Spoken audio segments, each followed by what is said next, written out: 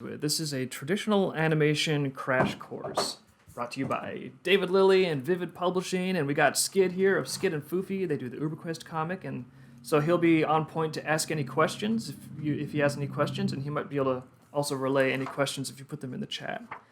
So I am just gonna go ahead and jump into it. Crash course on traditional animation. I guess first I'll talk briefly about my background. I went to art college. Mixed bag there, but I also had some experience in a small studio doing animation, did some freelance, and I've animated some stuff for my own comic and Dreamkeepers promos, and I'll just play one of our promos really quick. It'll be 30 seconds, and you can get a little overview of some of the animation I've done.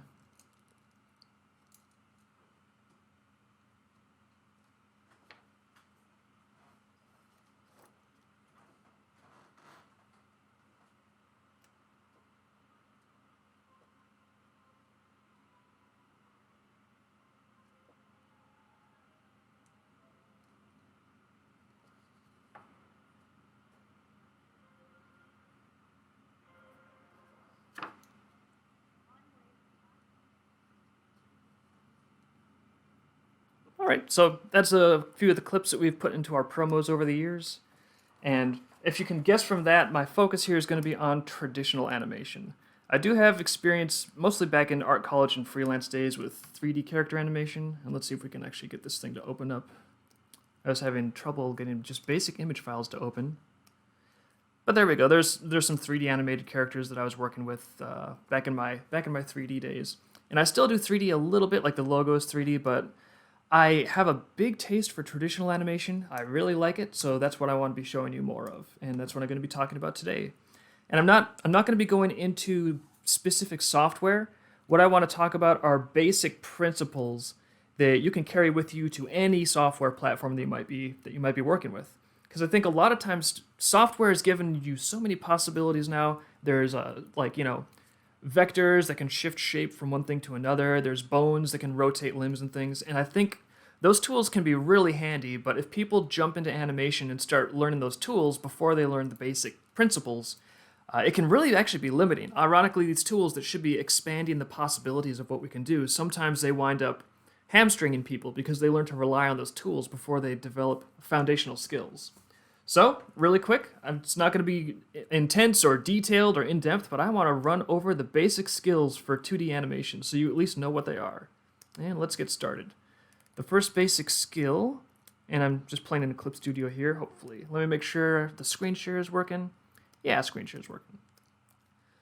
So the first basic thing we're going to talk about is clear poses. And especially silhouettes. Let's turn that stabilization off, that's making things sticky. Now, when you're animating, especially 2D animation, it's graphic, it's a symbol, and when you're animating, sometimes you forget that you can go over it and review it and look at it again and again and again 1,000 times to get everything just perfect. But when your audience is seeing it, they see it one time, and it might be like a second, and they never see it again because the animation just keeps rolling on. Now, the exception for this, I guess, would be video game animations, and actually a lot of the animations that I have here as little samples are intended for the Dreamkeepers video game or animation cycles, but generally speaking, especially if it's a show or something, you're going to be seeing that animation real quick, and you'll never see that animation again. And that means that you want to make sure that your poses are as clear as possible. You want to have nice, strong silhouettes, so it's obvious to see what's going on. Why don't we pull up a run cycle here? Actually, here's some fun. I'm going to pull up an old jump animation that we did, and then I'll pull up a new jump animation that we did, so you can sort of see the contrast. Old Mace jump animation. And maybe we'll look back and forth at these as we go throughout the thing, and we can look at how some of these principles apply or don't. There we go. Open with. All right, so here is a jump animation for Mace that I did a while back. I want to say, like early 2000s maybe. But he's jumping into the frame, and I don't know. It's okay. It works. There's some squash and stretch in there. We'll be talking about that soon. And just for contrast, I'm going to open up a new jump animation that we have been producing for the video game. There we go. That one, for some reason, I don't think it's just the color either. It feels more crisp, more bouncy. It just translates a lot better. And as we go, we'll maybe look back and forth at these and we can talk about why one works a little better than the other. All right, but the first thing is you want nice, clear silhouette poses. So that's a basic principle. I don't know if we need to talk about that at length. In fact, here's let me pull this up. When I was doing the video game animations, I made sort of a scratch sheet of all these different poses. And I just did this by hand. A lot of this animation is by hand on actual paper and pencil. So, yeah, I don't know why that thought it was supposed to save it instead of open it. But yeah, a lot of it's by hand. A lot of it's just paper and pencil. Some of it is in Clip Studio. A lot of times I'll do the betweens in Clip Studio. So, I don't know, that doesn't want to open, but you can see on the little tiny thumbnail there probably, but that there's a lot of poses. And in fact, if you can even get an idea of what some of them look like when it's in a tiny thumbnail like that, that's a good indicator that it might translate pretty well when you're trying to watch the whole thing. Oh, there we go, it finally opened up. So here are some poses that we were trying to work with, and as you can see, I was trying to get them to be nice, clear silhouettes. You don't want to have a whole lot of body parts in front of other body parts, unless you have really good overlap and depth perception. So, all right, clear silhouettes. I think that's pretty clear. So let's move on to the next basic principle.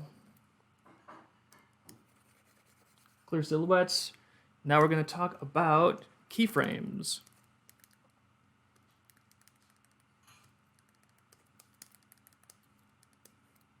Now this is real simple.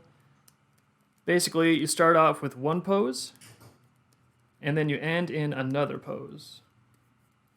And the first one and the ending pose, those are your keyframes. And then in between that, you get, obviously, what are called in-betweens. And that is basically the bird's eye view of keyframes. A keyframe goes from one major pose to a second major pose. And like I said, everything in between is in-betweens. So it's not a whole lot to talk about there. That's essentially just defining terms, but you need to know those terms for sure. If you don't know what a keyframe is, it's going to be really difficult to talk about how to work with keyframes specifically. So keyframes is the second thing. Let's go and look at some of these little cute animations I've got and maybe see if we can identify some of those keyframes. So we got the running attack cleanup. Let's take a gander at that. Yeah, you can see he's running, and then he's got this attack where he rams his forearms forward, and he's hopefully smashing through an enemy or something at that point. And so the keyframe should be, there's a running pose, and then it goes into that smashing attack forward pose. I wonder, do we have that one in here, actually? We've got another one. We've got the mace idle attack. Actually, that's a good one. It's going to go through a few different keyframes.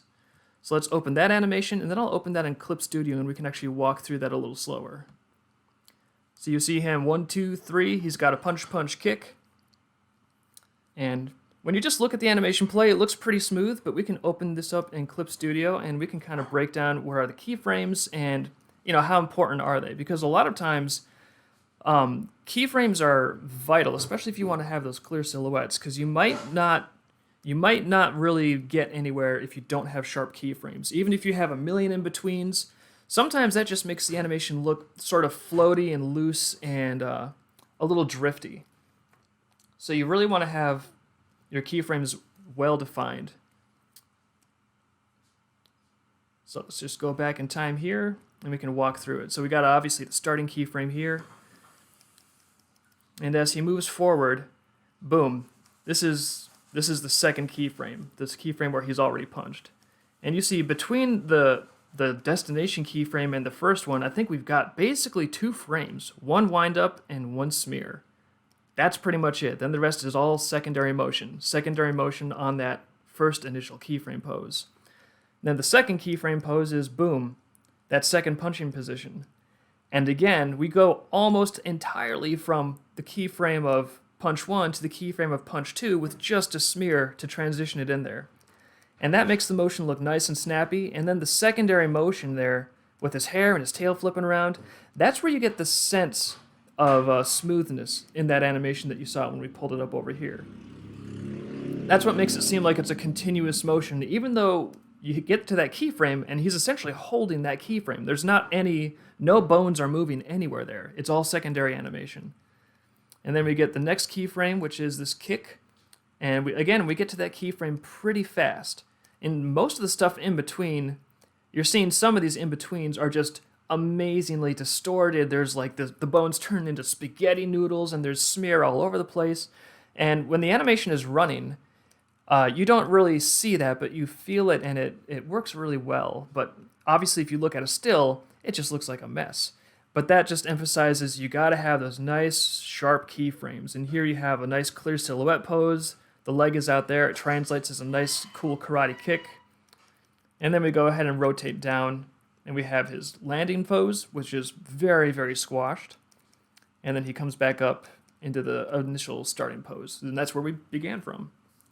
And then you just run through those, and you can have a nice little cycle if you want. And that's, of course, in the video game, there's going to be a little 1, 2, 3 punch combo that you can do.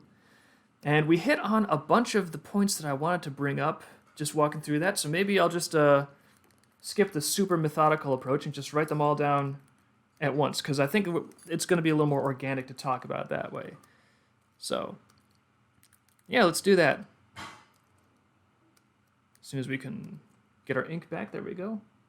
So the first thing is silhouettes. You want those to be nice and clear. Second thing is keyframes. Keyframes are very important. You got to know what that concept is. For people that are experienced with animation, they probably think this is mind-blowingly basic, and it is. But if you don't know that thing, and if you just get into a program and start playing with bones and splines and things, you can get a lot of floaty, drifty, garbagey animation that can have infinite interpolations, but it just doesn't look that good because there's no crisp translating, there's no crisp cartoon poses there. So the third major principle is anticipation and tension. Anticipation and tension is very important. So what do I even mean by anticipation and tension? Well, let's go back to this little 1, 2, 3 punch again. Now, I will note that in a video game animation, it's a little different than a normal animation. So, what do I mean by that? Well, let's go here to Mace's punch. Now, in a video game, you hit the punch button, and you want the character to be punching virtually instantaneously. You don't want to have a lot of lag, or the player feels like the controls are sluggish. So that's a bit of a challenge when you're trying to animate something traditionally, because you want to have some wind-up, and that helps make the motion translate. So you see, even in this animation, it's going to be a very, very quick punch. You hit the button, boom, he's punching. But even with that very, very quick motion, we still want to have one tiny little frame of wind-up, one tiny little frame where he's winding back and where he's loading that punch. Because even if you don't really perceive it, you're gonna just feel it a little bit, and it makes the motion feel that much better. And if you're doing something where the animation isn't required to be, a video game where it's not required to be that fast and snappy, you're gonna get the animation with a lot more anticipation, and sometimes that helps. I don't know, why don't we open a couple more of these animations just to have some more stuff to look at, a little variety. Here's Center shooting some guns, boom, boom. And we just have some secondary motion in his tail and some smears on the guns there. All right, but let's continue on with, before we get too distracted with pretty animations, let's go ahead and, so there's anticipation and tension. The next huge principle that we want to talk about is going to be ease in and ease out.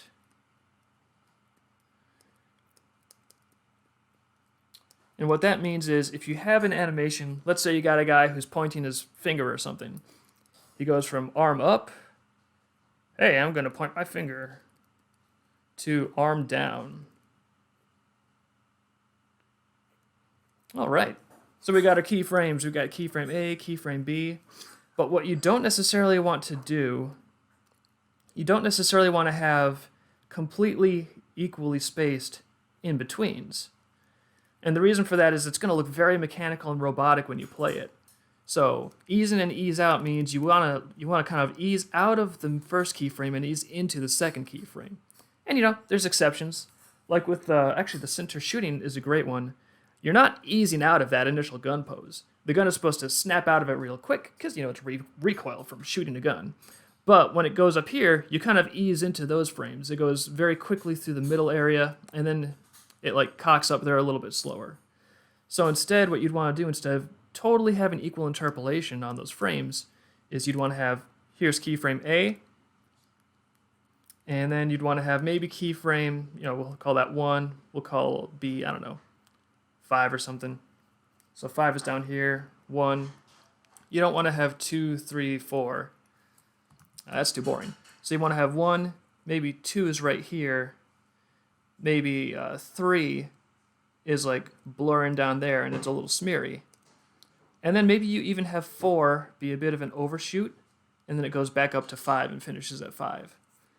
So, but the point is, ease in and ease out. You want to think about which keyframes are you going to be lingering on, which keyframes need more emphasis, which keyframes are you going to be shooting out from real fast, and which ones do you want to ease into to make it seem a little more organic.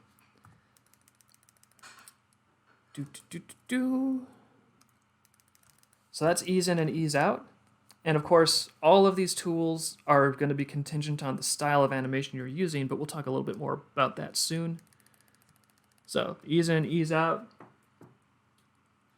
What's the next one here? Secondary motion. We do want secondary motion.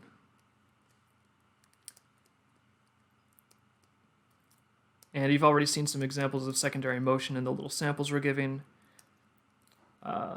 Let's see if there's some more samples we can look at. Like with Lilith here, she's getting startled by a big nightmare in the background, and then, oh, she's startled. And as she moves back, you can see the hair and the tail especially are secondary motion. So, in fact, most of the frames, I think, on this are secondary motion. Like the startled frames, you can see the arms have a little bit of secondary motion when she goes into that pose. They rock a little bit, but especially that hair. Like if you have something floppy like hair, ears, tail, clothing, all that stuff is secondary motion, and that is one of the best ways that you can show motion, especially if it's fast motion and you want the body to go from one thing to another. In fact, sometimes you don't even animate the motion at all. Sometimes, and I've seen this, in like even cartoon shows, you'll have the wind-up pose, the first keyframe, and then boom, immediately it's in the second keyframe, and you just see a whole bunch of secondary animation after that to indicate that the motion happened. And that will make it look, very fast and snappy and cool if it's an action cartoon or something. You can maybe get some neat After Effects or trails going after things if it's like a glowing sword. So all kinds of fun possibilities there. So secondary motion.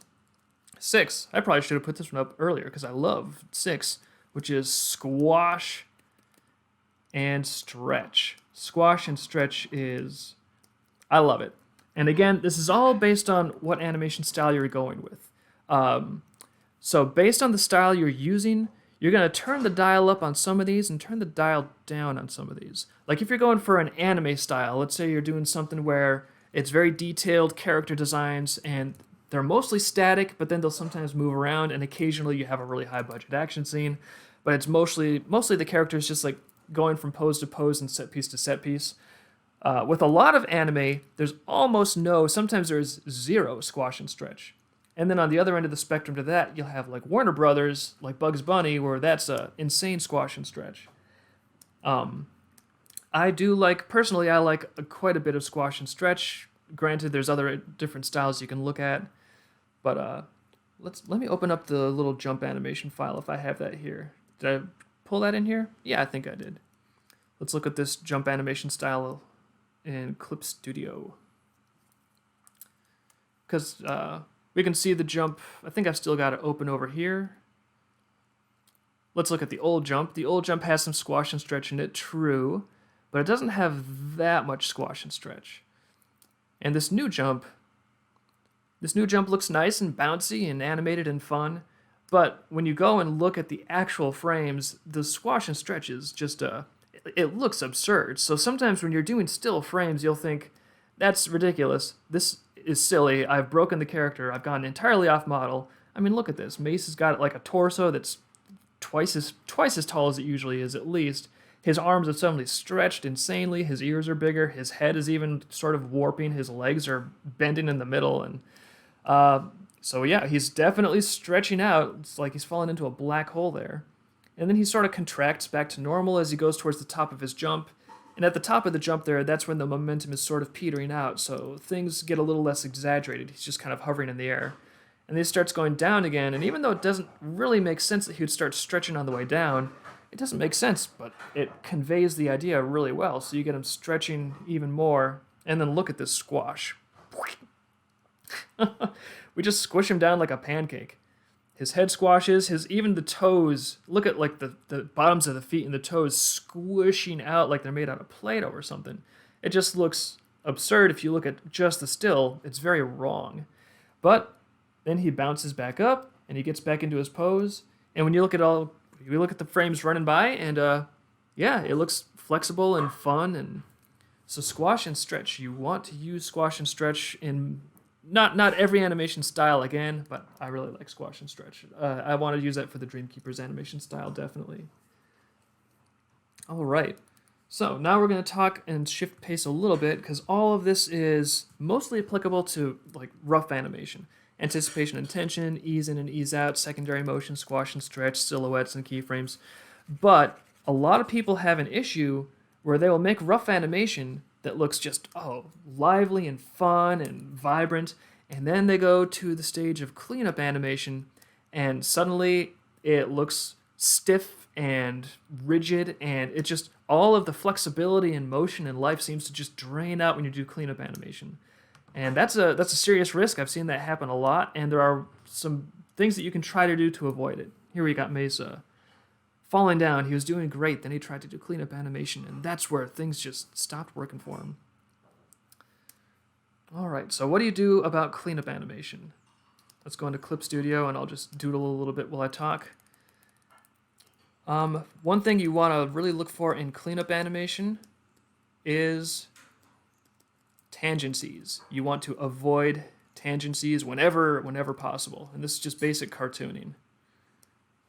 Big X, because we want to avoid it. So, what is a tangency? A tangency is basically the opposite of overlap. You want to get as much overlap in your cleanup frames as you can. I even made a star next to it. That means I'm serious. So let's just try to do a really quick, like simple cartoon face over here. One that has a bunch of tangencies, one that has overlap, so it's easy to see what I'm talking about. There we go. So we're going to have one cartoon face over here with some cartoony eyes and a cartoony nose and a cartoony smile because he's a happy guy. And he's got a head, of course. And there we go. Happy cartoony guy. Now I'm going to draw the same face again, but I'm going to have less tangencies, and instead I'm going to have some nice overlap. And let's go ahead and highlight on this guy. What do I mean when I say tangencies? Well, a tangency is when there's a line that intersects with another line, like an X, kind of like that. Or even if it's a curve. If it's a curve that's doing like this, and there's another curve that's doing like that, if they just touch each other and there's no overlap, oh my goodness, it's painful. So where are we having tangencies on this guy here? I've got another layer here, right? Well, we got a tangency right here where the side of the head runs into the side of the eye. These two eyes have a tangency where they connect. The nose and the eye have a tangency here. The tip of the nose and the side of the head has a tangency. The mouth and the nose, well, you could say that's an overlap, but with all the other tangencies here, I'm just gonna count it. I'm just gonna throw it in the bucket. Too bad. So those are tangencies. Now, what if we try to draw the same face, but we try to draw it without those tangencies? Well, I don't want to draw it like super good or anything, so it's got to be about the same level of skill. The only difference is no tangencies. So there's some eyes. Here's a nose. There's a mouth. And here's the side of the head. Or actually, let's put the side of the head right here. So we've even got some overlap behind those eyes. And there we go. As you can see, even just with this super simple style, no skill whatsoever, it's just the basic of basic with cartooning. But the one on the top has tangencies all over the place. The one on the bottom does not have tangencies. It has some nice overlap. And one of them looks a little amateurish and a little rigid and a little stiff. And the one below, hey, at least it looks cartoony and dimensional. And one of the things that overlaps does is it does give you a feeling of dimensionality, even if you're drawing something simple like a hand. If you draw, let me start over. If you draw like a hand, okay, that's a hand, okay, looks pretty good. But if you draw things and you're overlapping them a little bit, let me fix that line. If you have a little bit of overlap, it's suddenly easier to tell what is in front of what and what is behind what. So that's one of the reasons that overlap helps things seem a little more organic and a little more lively, is because it tells the viewer what's in front and what's behind. And I mean, you'd think, you look at a smiley face like this, oh, I know that that eye's on top of the head. But in this one, in the bottom one where we have overlap very clear, you don't have to know it. Your brain just intuitively like gets it instantly. And again, when animations are running by and people have a split second to take it in, little things like that, little stylistic cues that help tell the brain what it's seeing, that can sometimes make the difference between animation that looks rigid and flat and lifeless and animation that looks pretty good. And again, cleanup animation, actually it is. It's exactly like the inking stage if you're doing a comic that involves inks. You can take something rough and fluid and lively, and you can make it flat and dead if you don't have some nice overlap when you clean it up. And cleanup animation, frankly, I think it's harder than rough animation. Rough animation, if you just rough in like a good first pose, yeehaw! Even this is like, well, it's nothing complicated, but we got a pretty clear silhouette there. And then we got him like, oh, he's falling on his face. Pff, the legs are flipping up like that. The arms are flat on the ground because he really fell on his face. Boom, you take those two things, you put some in-betweens in there, you do some ease in and ease out, a little secondary motion, and you can get a decent looking animation if you just spend a little bit of time on there. But when you go to clean it up, that's a lot of times where it can just drain the life right out of it. So cleanup animation is a very underrated but critical skill, because if you don't have good cleanup, sometimes it doesn't even matter how good the underlying animation is. The cleanup will just zap the life out of it. Cleanup's like the window. You got to have a clear window to see the animation. All right, and what else did I have here?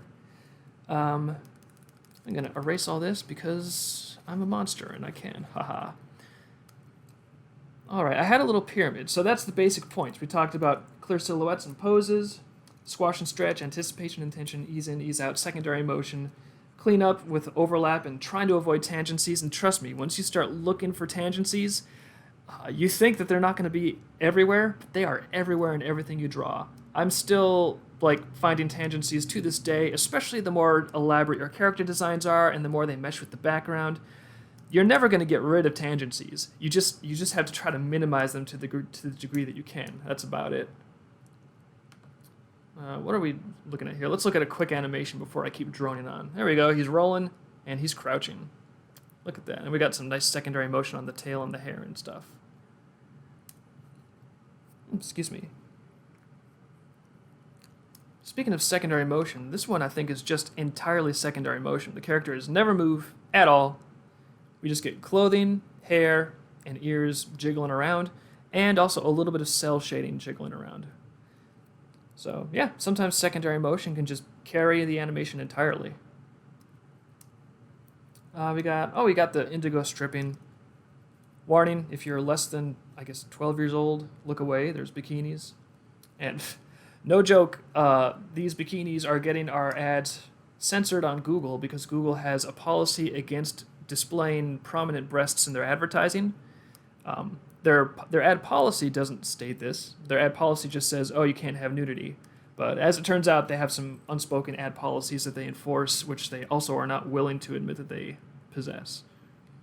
But this indigo animation is actually... This one I didn't use any Clip Studio or anything at all. I literally had animation frames just drawn by hand on pencil and paper, and I propped up my desk with a piece of glass and stuck a flashlight behind it to make a little light table. And that was that.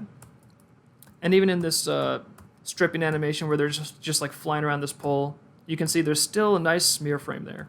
And smear frames are really, really good when you need a fast motion from one keyframe to another, and there's a lot of distance between them. A smear will bridge that distance, and you gotta experiment. Not every smear frame is gonna be a winner, but in my experience, I kind of can't get enough of the smear frames. Smear frames they tend to work really well. Even a little bit of smear here and there goes a long way. All right, and then I was gonna jump into a little pyramid picture. And so I guess my conversation here, the point of the animation is you're trying to convey something specific to the viewer. And I have a little chart here that says acting. So all of these skills, squash and stretch, and anticipation and tension, easy and easy, all of these animation skills and good cleanup and everything, they make up the foundation for this pyramid. But the foundation doesn't really matter except to the degree that it supports the pinnacle up there. And the pinnacle is delivering something into the viewer's brain. Sometimes if it's like a choreographed action scene, you want some very clear actions and behaviors that are getting drilled into their head. If it's characters that are talking to each other, you want to have those emotions and the feelings of the characters. And that's where stylization and cartooning and exaggerating different emotions, or even understating different emotions based on how subtle you want the acting to be, that's really the important part right there.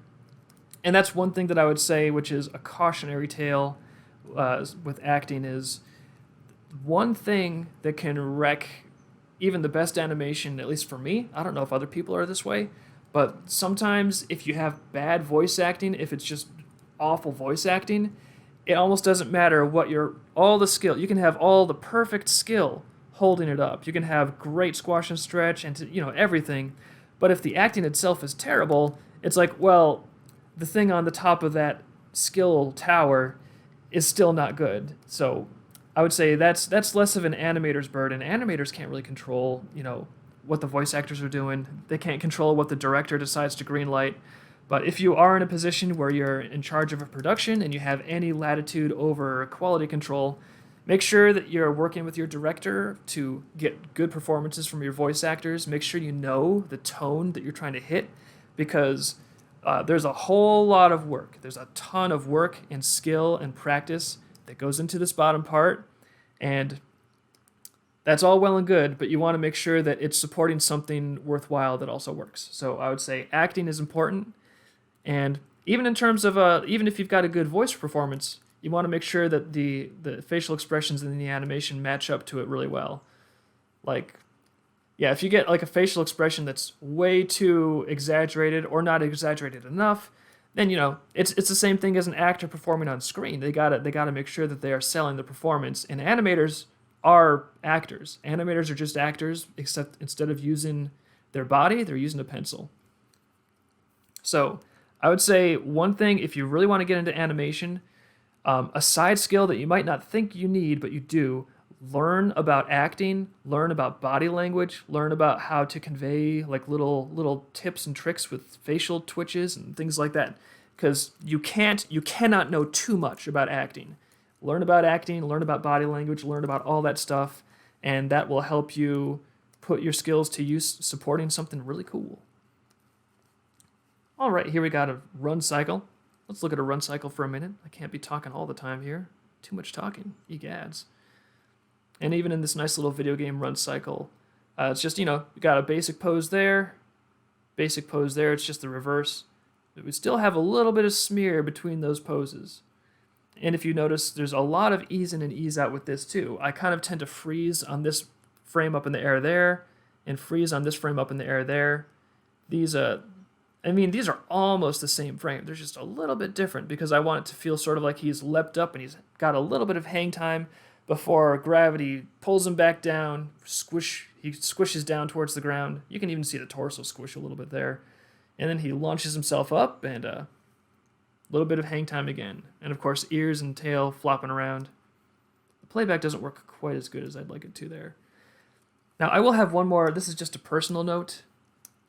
Let's see. Did I have a run in here? I thought I did. Yeah, there we go. I'll open that up. But this is just a personal note that when you are doing 2D animation, I think if you get the cleanup and everything else right, you can get some simple shell shading, seashells. You can get some simple cell shading on there, and a lot of times that's enough. In fact, the cell shading on this is even a little dark for my taste. In the video game, the cell shading is going to be dynamic based on the lighting environment that you're in, so sometimes it'll be lighter, sometimes it'll be more harsh. But sometimes I see people wanting to really go above and beyond, and so what they do is they will start airbrushing on top of their animated frames, and they'll airbrush some highlights and airbrush additional shadows. And that's different from having oh, thank you very much. And airbrushing some stuff on there, that's different from having an overall lighting effect like in the compositing step. Like, actually, let's play this indigo frame here. You saw the frames before, how they were just basic cell shading. In the final thing here, I have some lighting effects on there, but the lighting effects are overall, they're digitally done during a compositing thing. So they're not hand painted onto each frame. It's just sort of part of the environment that they're in. And I would encourage you to go a little more on environmental compositing lighting effects with your traditional animation, because if you just pour shading onto the actual frames themselves, sometimes that starts to obscure the pose. Like, you can have great rough animation, great cleanup, but if you put too much airbrushing onto every single frame, it takes away the clarity of the motion, and then it's actually kind of hard to read. It doesn't translate as well as it might have. This is an old Nama animation that I made back in the day, and I think this actually has a little bit of airbrushing in there. Not too bad, but if I was to do this again, I'd probably even go back in there and take out that rim light and leave that more for like the compositing or the After Effects virtual lighting to take care of. So yeah, and that'll save you a lot of work, is if the motion looks really good, you don't need to dump a ton of airbrushing on it, because unless, and I mean, there's some studios that if they have like $1 million budget, they can do some really fancy things that look great. But generally speaking, if you're just flying in there with an airbrush and blasting highlights and shadows onto every frame, you're probably going to make it look muddy rather than better. And with animation, clarity is king, especially 2D animation. All right. So I think that's about it. That's my big crash course. Again, all of these things, we're just touching on them briefly. Squash and stretch, ease in and ease out, anticipation and tension, secondary motion, cleanup, tangencies, silhouettes. But, I mean, those are the basic ingredients. If you play with those, if you practice with those, you can use those principles on any piece of animation software. You can use it in 2D animation. You can use it in 3D animation. You can use it in Toon Boom. You can use it in Clip Studio. And that way, when you start working with bones, in fact, I think this one even, I used Spriter for this because that was free and I wanted to experiment with bones a little bit. This one, you can see there's a little bit of bone usage with that arm and with the way that gun connects. So, but if you know these basic actual hand-drawn animation principles, then when you do want to go and start using bones or splines or like automatic interpolations or things like that, you can use those tools to augment some base skills that you already bring to the table, rather than relying on those tools as a crutch and, not being capable of growing past them. Because you never want the limitations of a piece of software to be your limitations. You wanna bring some skills that you can build on, and again, these principles, you can take these and use these anywhere on any piece of software, and they will serve you well. So I suggest, if you're into animation, if you want to get more into animation, start doing it. Start small and practice those little things and see where it takes you. Like I said, we even, we started, I think at one point in our apartment, we were doing animation using like a fish aquarium. We took an aquarium, flipped it upside down, stuck a flashlight underneath it, boom, that was our light table. So you don't need all the fancy equipment in the world to start animating. You just need to have the determination to decide, I'm going to do this. So yeah, that's about it. That's my spiel. I got done in less than an hour, so good for me. And I'm going to fly into the chat and just see if you guys have any questions. Skid, if you have any questions, feel free to hop in here. I'd love to chit-chat with you if you have anything you want to ask. And I'm looking at the chat now, and I'll try to see if there's any questions. If you have any questions, toss them in the chat. I know there's a bit of a time lag, so I'll see them momentarily. Tails, ears, paws, and maws. The only correct answer, Dreamkeeper's animation Illuminati confirmed. Yes. Oh, I do see we have a guy that's helping us out on some animation in the chat, actually, because we're expanding behind the scenes. We're trying to get a little more rolling than what you see, and we're having a good time. Guilty of arson. All right. Super Flat Psyche says, how long should an animation take if you're doing one for the first time? And I would say it's probably smarter to start with a really quick little animation. You don't want to start something like, you don't want to do like, I'm going to animate this 30-second conversation. Because if you're doing something in the process mistakenly, you're going to be doing it like 1,000 times before you actually get that thing done and then realize it. So I'd start with something simple, like maybe a 1-second little animation, just a person like glancing up or being like, hey, look at this, or a person hopping up and down. Another thing that's easy to do is a walk cycle. If you're doing like 15 frames per second, something like that, that's another piece of advice is if you're working in video is 30 frames per second. I don't think I've ever animated at 30 frames per second. If you animate on twos, just animate 15 frames per second, and that will look very, very smooth. So if someone's got a nice brisk walk cycle, you can have like an 8-frame walk cycle, and that can do the job. I think the run animation for Mace there was like 10 frames, something like that. Yeah, I think this is something like a 10-frame cycle. So you can see 10 frames of animation. That's not going to take you forever. You can belt out 10 frames of animation, see what happens, and then within that little 10 frames of animation, you can learn pretty much every technique we talked about here. So I would start off with Twitch disappeared. I'd start off with a quick little animation, maybe a little run cycle, maybe a little walk cycle, or a person shrugging, doing one sort of emotive pose, like maybe rolling their eyes and giving a look over to the side. And then once you've got that one little thing, boom, you've got some experience. You know what you like. You maybe know what you don't like. That's one of the critical things is you got to start doing stuff so you can see what doesn't work. And that's how you move forward. Like that's why I brought in one of my older Mace jump animations, because it's like, that old one, not the best. It was okay. And then we do the new one, and it's like, I think the new ones are better because I did some older ones that were just okay. So how long should an animation take? I need to settle between 4D animation and 2D. Thanks, David.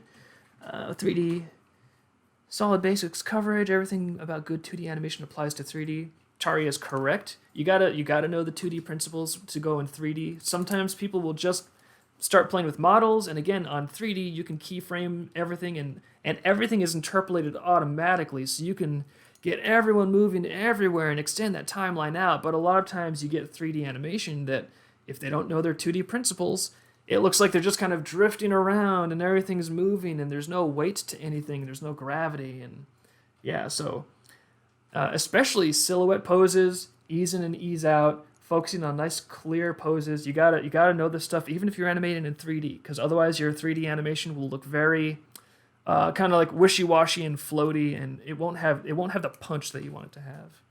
Does anime take less effort than the actual Mace animation? I would say I can't talk about all anime, because if you've seen some anime, it's like, oh, it's so detailed and fantastic. Like, Akira's probably the perennial example. But a lot of anime, they're working on a low budget, and for a low budget production, yeah, it probably takes less effort, because that's the point. If you're trying to get a show out and you've only got X number of hours that you can devote to a half hour of animation, you gotta do what you gotta do. And I think anime is a great example of how working within limitations can generate a sense of style. Like if you have infinite resources to do everything you want, I suppose that's good, but really, I think a lot of artistic style and a lot of artistic value happens when we don't have everything we want and we have to work with what we've got. And I think that's where some unique styles can really emerge. So I think anime is an example of that, in my opinion. I think anime is an example of working within limitations. Sometimes you can get things that are really cool, and it also forces you to distill it down to the essence. Like a lot of animes, you'll see they might not have a lot of actual animation going on, but they have really kick-ass directing. Like the cinematography, the placement of the camera shots, the mix of like close-ups, medium shots, long shots. Anime, a lot of it has to get good at directing and cinematography because they can't afford to just have all the characters constantly moving in every scene. Excuse me. Had to get a little something to drink there. So yeah, I think anime is an example of a lot of it takes less effort. You've seen low budget anime, we all have. But I think that just because you can't put all the frames you want into something doesn't mean that you can't make it really good. And in fact, I think video games are a good example of that, because a lot of video games, especially 2D animated video games, most people don't realize that 2D animation is very process intensive for a video game engine. Like, I didn't know this until my programmer told me. But like a 3D modeling engine, 3D stuff, like those models are all in there, and the computer just programs how it looks and how the light bounces off, and it's the computers are getting pretty fast at that. But a 2D animated image, it has to store all of the discrete data for every single one of those frames. So if you have a character with a big animated library of motions and it's 2D animation, That actually is a pretty big burden on a lot of processing systems. So even video games that use 2D animation, sometimes they need to cut down on frames just because of a technical limitation. I think there's a video on YouTube that's excellent on that topic. I forget the name of the video, but if you look up Skullgirls, 2D animation, probably talk, tips, techniques, there's a great YouTube video by the lead animator of Skullgirls, and she gets into how using more limited resources and a more limited amount of frames, they were able to get punchier, better movements in the Skullgirls animation. And so I would definitely recommend checking that out. Also, the concept of overshoot, like overshooting the keyframe to make it look like it's got more impact. So definitely check out that Skullgirls YouTube video if it hasn't been taken down for being too good yet. Perseverance is best. Do you have any advice for lip sync animation? Yeah, actually. I would say lip sync animation, one piece of advice is, and you'll probably figure this out if you try doing a little bit of it, make the motion of the mouth a little tiny bit earlier than the sound. I don't know why, but whenever I've done lip sync and I match up the sound to the mouth shape exactly, the mouth movement, when you play it, it always looks like the mouth movement is lagging, and it's weird. So try to make the mouth movement just like a tiny bit, like just a frame or two earlier than the sound. And for some reason, that looks more correct when you play it. I don't know if it's because maybe when we talk, like we actually have to make the shape of the thing before our mouth trumpets it out. You know, I don't know what it is, but in my experience, getting those shapes a little bit before the sound is good. And in something like anime, if it's really low budget, a lot of times they don't even worry about lip sync. And I think for Tectomic, which is the sort of the anime inspired show that we're thinking about putting together, we're going to be doing probably that style of lip sync where if a character is talking, then there's just a mouth opening and closing animation that cycles. And if a character is not talking, then their mouth is closed. Because, yes, Liz? Link to old animations? I mean, if you want to, sure. Liz is asking if she can link to old animations in the chat, and I'm saying, yeah, why not? What was I saying? Oh yeah, so if you're using a really basic anime style, you can kind of get away with just having the mouth flapping when the character's talking, and you don't really have to have anything line up, and the audience understands that that's a budgetary limitation, that's a convention, because otherwise, it's like, you know, especially if we have literally no budget, we can't afford to spend tons and tons of time every single episode agonizing over lip sync, because that would essentially make the difference between being capable of putting a show out on a regular basis and being capable of putting a show out, you know, once every 3 to 4 months. So, and when it comes to other lip sync stuff, like when it comes to actually like more animated lip sync, let me get back to my illustration here. Oh, what a mess. It's like a disaster. There's a handful of mouth shapes for lip sync, and once you get this handful of mouth shapes down, it pretty much covers everything you're going to need. If I can get this eraser to work, there we go.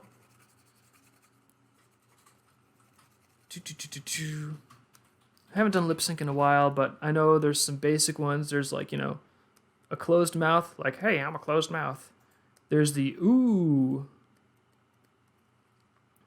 Then we got like, ah, something like that. We got an F sort of sound. Then we got having the lips sort of pressed together for like a P or an M sound, like P or M. And you might want to like a bigger, like, ah, yelling sound. But basically, there's a really small number of mouth shapes that you can get a lot of leverage out of. So that's probably the next transition. There's lip sync level 1. Lip sync 1, where it's just like, you know, a flapping sort of Pac-Man thing, and that's the way most anime does it, and that's fine because budgets are a real thing. There's lip sync level 2, which is, I would say it's this technique, and this is the technique that I've used in the past when I've had to do it, where you have the pose, person is talking, and you have a library of mouth shapes that fit that particular keyframe. And once you listen to the audio, you might only need a few different ones and a few transitions between them, and that'll cover almost everything that you have to do. And then I would say like the ultimate level of lip sync is if you go full Disney, where they just got like $1 billion. Hey, I got $1 billion, cha-ching. And so they can hire an army of people to literally animate every single frame individually and differently, and that can make some really awesome results. But most of us are not going to be taking and doing like, 24 frames per second lip sync with every frame being a different individual drawing. Yeah, Liz? Sometimes less is more. Yeah. Liz is saying sometimes less is more. I mean, sometimes more is more, but sometimes less is more too. And I think that gets back to my cautionary tale about 3D animation and being able to have as many interpolations between the keyframes as you want. It's all automatic. Whoa! And it's like, but if you don't use your principles, you're gonna get weird, floaty, like stuff that doesn't really land too well. All right. Hopefully I didn't miss anything. If I missed something, just like pop it back down in the stream and I'll try to catch it. Gotta go later, STJ. No problem. Take care. Theme is catchy. The full shape is reached at full sound, if that makes any sense. Rearm Dreamer's giving us some tips in the chat. Thank you very much. Your mouth is moving before you sound. Dragon Lost is saying probably what I should have known. Skid Dog, thanks Dave for the quick basics animation. Discord messed up for me and I wasn't able to stick around in voice. That's too bad. I suppose if I had a question, it would be more about maybe the basics of timing and animation, knowing how to time things properly in between keyframes. I would say a lot of knowing how to time things is going to be experimentation. And that's one of the reasons that I'm warming up a lot to Clip Studio, because it's got a very handy timeline down there. Clip Studio, get bigger. There we go. Because a lot of times you'll do something, and it's like, okay, I got a pose here, pose there, and he puts them in betweens in there. And then Clip Studio, it lets you put those frames in there, and then it lets you play it pretty quickly. And so you can just look at if it's working or not by how the rough animation is playing, and that can give you a real fast indicator. And then you can run in there, you can move frames around, back and forth if you want to, and then you're changing the timing, live. So I just changed the timing on that punch. Let's see how that looks. It still looks okay, I guess. It's a little slower, though. I don't like it being quite that slow. So, yeah, when it comes down to what exactly is going to be good on the timing, I would say go into something like Clip Studio, plant keyframe 1 somewhere, go down the timeline, plant keyframe number 2, then make some new frames and squiggle some in-betweens. And you can scrub it to sort of see how the motion generally looks, but then you want to play it or maybe even export a little GIF or something to see how it goes in real time. And that should tell you if you have it too many frames, if it's too floaty, or if it's going too fast, if you need another in-between or two.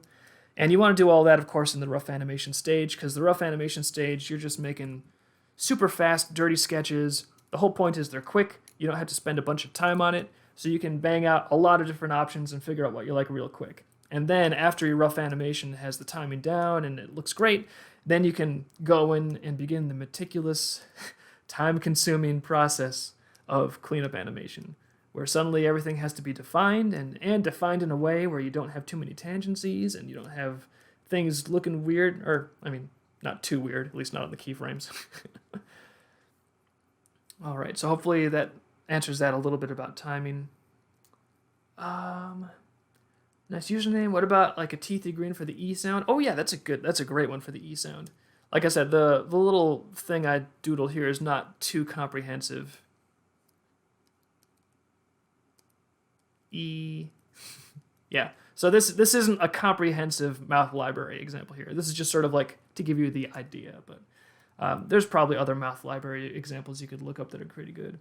Would you say Clip Studio, closed teeth, big O, with teeth in her tongue, small O, side D shape for eyes? You can get most of your lip syncing with 4-ish shapes. Anime does this a lot. Good advice from Rearmed. I'm glad he's helping us out on our stuff. He's great. He's a treasure. Director 240 says, would you say Clip Studio is good for animation on its own, or should it be more supplemental? I will say the animation we're doing for the video game now, I'm doing it just pencil and paper for the keyframes, and then all the in-betweens and the timing I'm doing in Clip Studio, plus the cleanup animation and the coloring. And I'm not like an expert on every animation software. I've used Spriter, I've used Maya, I've used Blender, I've used Clip Studio. I feel like I've used some compositing software, some editing software, but there's a lot of stuff I've never used. I've never used Toon Boom. I've never used Harmony. I've heard good things about those. I've heard Toon Z is free and also good. So I think Clip Studio is probably a pretty good affordable option if you just want to jump in and play with something that has an onion skin and a timeline. So Yeah, I would say. Anyways, Clip Studio is working for us. Regarding other softwares, they're all going to have different features, and it's kind of a cornucopia of good choices at this point. There's so many powerful options that are appearing. That's one of the reasons I'm excited about animation. Like even the little tricks I'm showing you, and even like opening up Clip Studio here, like this is more animation technology than a multi-million-dollar studio had in 1980. Obviously we don't have as much manpower as a multi-million-dollar studio in 1980, but the fact of the matter is they probably dreamed about stuff like this. They were painting all of their stuff by hand. They didn't have vector tweens and interpolations like that. So there's a lot of software. So there's a lot of technological power in your corner now if you want to get into animation. So you do want to get those basic principles, but we're spoiled for options when it comes to software and things that we can use. Have you ever had any headcanon voices for your DK characters, like who'd be Mace, who'd be Nama, etc.? Actually, we've been talking about that more lately because we're getting ready to do a casting call so that we can be ready for the stretch goal in the Volume 5 campaign.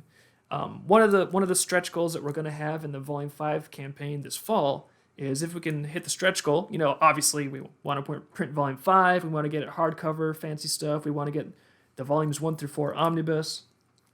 But way up there, we do want to have a stretch goal that would produce a quick little Dreamkeeper's short animation. So to prepare for that, we do want to start casting some voice actors and start collecting some options and nailing some of those things down. Skid says, I use Clip Studio for animating as well. That's good. Actually, if you guys haven't checked them out yet, be sure you do check out UberQuest. They got, obviously an awesome comic that we're publishing, but they're also making some cool animatics of their characters now with a really, really fun voice acting. So do check out UberQuest and their animatics and the animation that they're working with. And Skid continues to say, I actually think you should make a basics tutorial of Clip Studio and the tools and what they do, maybe some hotkeys you use. And that is not a bad idea. I'm going to take just a quick chug of Gatorade here.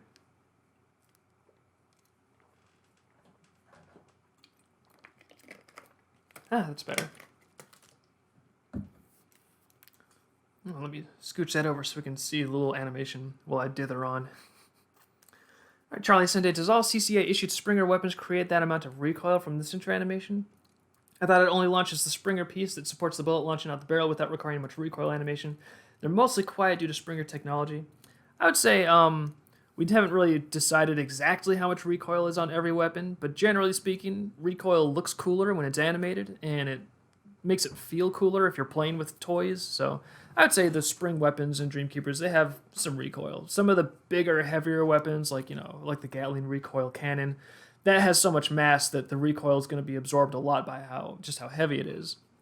But especially something smaller like a pistol, it's not very heavy, so if you get something with a lot of kinetic energy launching out the front there, it'll probably give you some good muzzle flip. I use YouTube for watching people animate, that's cool. Oh, Dragon Lost has another good point about Springer animation would depend on who's shooting to. Depends on how big the character is, how much muzzle control they have.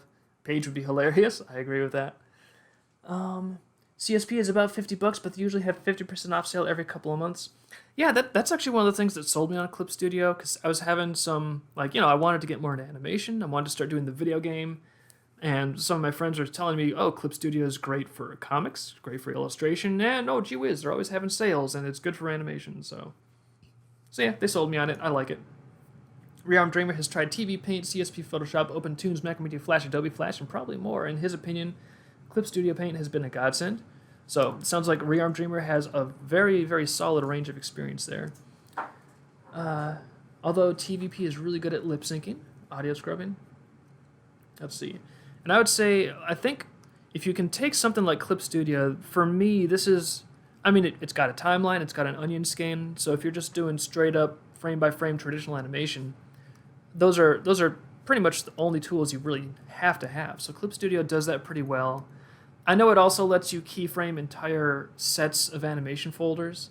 Like you can have, this animation folder, but then you can move the whole folder and keyframe that with motion keyframes and tweens. And Clip Studio lets you import audio now. At least I think Clip Studio EX does.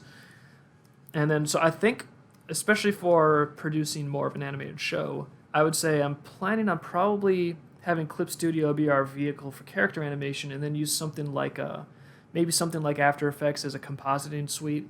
I'm also looking at Blender because Blender is free, and I'm thinking if you could take exported stills from Clip Studio, import them into Blender. I'm almost wondering if you could jury rig Blender and use that as a compositing suite.